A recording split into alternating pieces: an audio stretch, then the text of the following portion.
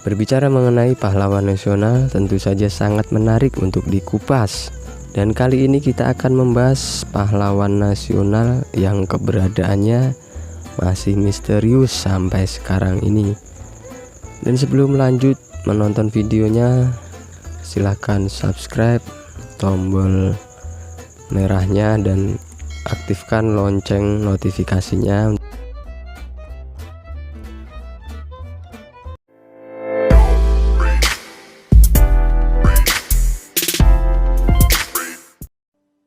Mengulik kembali kisah dari Suprijadi memang tak ada habisnya.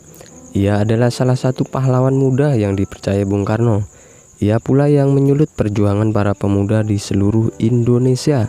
Suprijadi adalah figur pemimpin yang hebat meski kala itu usianya baru 20-an tahun.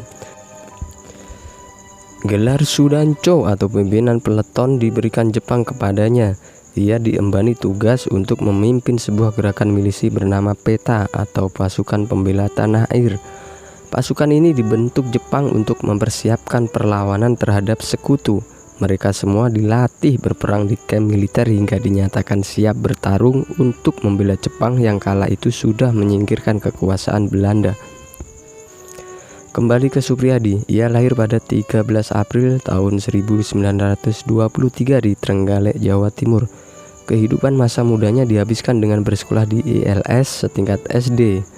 Setelah lulus, ia melanjutkan ke Mulo yang setingkat SMP. Beberapa tahun berselang, ia melanjutkan ke sekolah Pamong Praja di Magelang. Namun sayang, ia tak sempat lulus karena Jepang mulai menyerang negeri. Akhirnya ia dipaksa Jepang untuk mengikuti pelatihan Seimendoyo di Tangerang, Jawa Barat. Sekitar bulan Oktober tahun 1943, Jepang yang kala itu menggebrak Belanda mulai mengatur strategi perang. Mereka membuat sebuah organisasi milisi yang terdiri dari warga lokal. Mereka mendirikan PETA dan mempekerjakan warga lokal untuk berperang.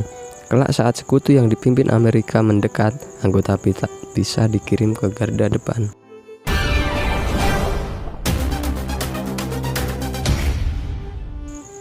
Kelak saat sekutu yang dipimpin Amerika mendekat, anggota PETA bisa dikirim ke garda depan.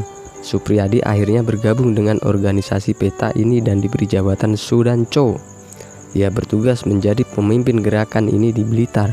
Selain jadi pentolan PETA, ia juga bertugas menjadi pengawas Romusa atau pekerja yang dipaksa membangun jalan dan benteng di Blitar. Melihat saudara sendiri yang selalu dipaksa, bahkan kadang tak diberi makan dengan layak hingga banyak yang mati, Suprijadi jadi geram. Akhirnya, ia memutuskan untuk merencanakan sebuah gerakan pemberontakan. Saat Bung Karno datang ke Blitar, Suprijadi dan pasukannya langsung menghadap. Mereka menceritakan semua rencana yang telah disusun dengan matang. Saat itu Bung Karno memperingatkan Suprijadi tentang dampak pemberontakannya. Namun ia tetap bersikeras jika pemberontakan ini akan berhasil.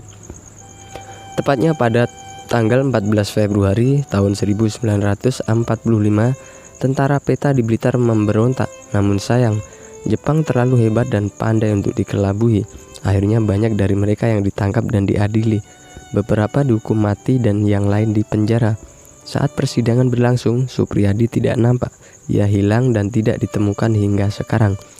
Sebenarnya pada tanggal 6 Oktober 1945, saat pemerintahan Indonesia didirikan, Suprijadi mendapatkan satu tempat sebagai menteri. Bung Karno memberinya sebuah jabatan berupa Menteri Keamanan Rakyat. Namun beberapa hari berselang Suprijadi tak jua muncul hingga akhirnya jabatan ini diberikan kepada Imam Muhammad Suliyo Adikusumo. Banyak hal dan misterius terkait hilangnya Suprijadi hingga sekarang. Beberapa orang lokal Blitar mengatakan jika ia hilang di Gunung Kelut dan tak pernah kembali.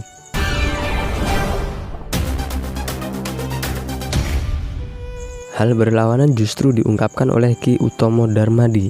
Ia adalah adik tiri dari Suprijadi yang merupakan anak Raden Darmadi, Bupati Blitar zaman kemerdekaan. Utomo mengatakan jika Suprijadi mungkin sudah tewas dibantai tentara Jepang.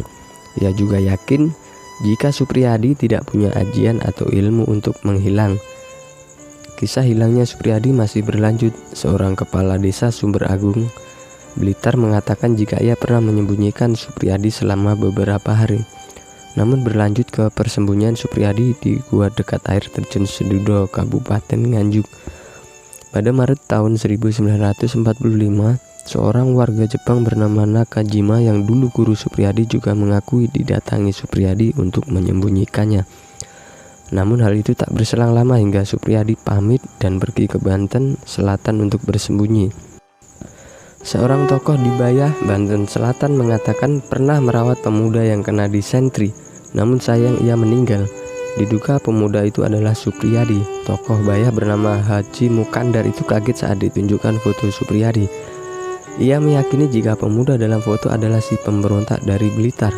Wacana hidup dan matinya Supriyadi memang tak ada habisnya. Meski demikian, ia telah dianugerahi sebagai pahlawan nasional pada tahun 1975.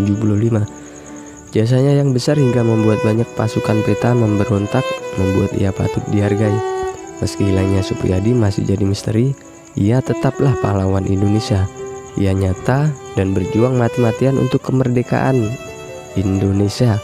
Hidup atau sudah tiada, semoga Tuhan selalu memberkati Supriyadi dengan keberkahannya.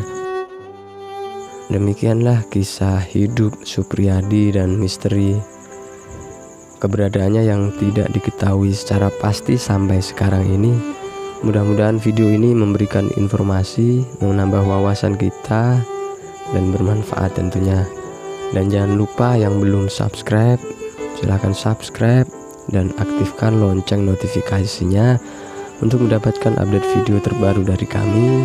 Dan like, share sebanyak-banyaknya, dan komen yang positif. Demikian, terima kasih.